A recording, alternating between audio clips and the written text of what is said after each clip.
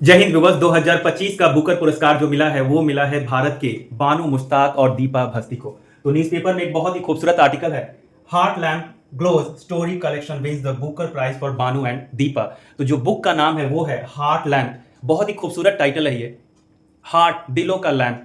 तो बेसिकली इस टाइटल से कहने का मतलब ये है, ये एक मेटाफर है, ये एक प्रतीक है, एक सिंबल है किसका, उन नाजुक होपों का, उम्मीदों का जो एक महिला एक पैट्रियार्कल सोसाइटी में, एक पुरुष प्रधान समाज में उनकी प्रेशर के बावजूद अपनी जो उम्मीद रखती है उससे जुड़ा हुआ ये पूरा टाइटल है और शॉर्ट स्टोरीज का कलेक्शन है।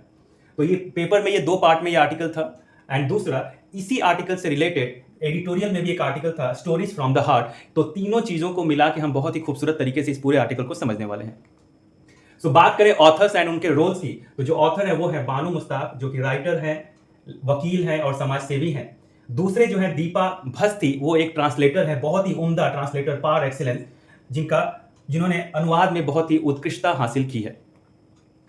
सो यदि हम बुक की बात करें हार्ट लैम्प के बारे में, सो ये 1990 से 2023 के बीच में लिखी गई 12 शॉर्ट स्टोरीज, लघु कथाओं का ये संग्रह है, जिसको कन्नड़ से अंग्रेजी में अनुवाद दीपा भस्ती द्वारा किया गया।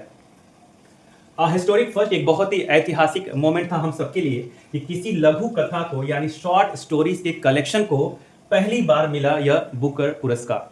देन बुकर पुरस्कार जीतने वाली पहली कन्नड़ रचना है ये, या कन्नड़ लिटरेचर में भी ये पहली बार ऐसा हुआ है कि किसी कन्नड़ रचना को आपको बुकर पुरस्कार मिला हो।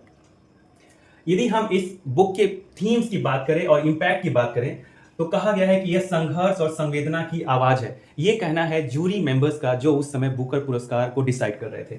सो scenes of resilience and nuance by jury. और क्या बात हो रही है इसमें, मुस्लिम महिलाओं की जिंदगी और पितृसत्ता में संघर्ष की दास्तानें हैं।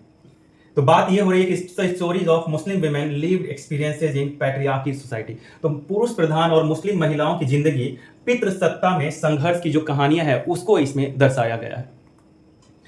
सो translation that move the world, केवल कन्नड़ में रचना हो जाने से हम यहां तक नहीं पहुंचते जब तक उसका इंग्लिश में ट्रांसलेशन नहीं होता। तो यहाँ पे जो ट्रांसलेशन हुआ है उस अनुवाद ने दुनिया को छुआ है, तभी जाके दुनिया के कई लोगों ने, कई देशों ने उस पुस्तक को पढ़ा और आज हमें यह मुकाम हासिल हुआ। सो क्रांतिकारी अनुवाद था ये, एक रेडिकल ट्रांसलेशन था कन्नड़ से इंग्लिश में या दूसरी भाषाओं में। अंग्रेजी की विविधताओं में नया स्वाद आ गया है। यदि हम बात करें भावनात्मक गहराई और नवाचार के लिए दीपा के अनुवाद की सराहना की गई, तो ये बहुत ही खूबसूरत ट्रांसलेशन था।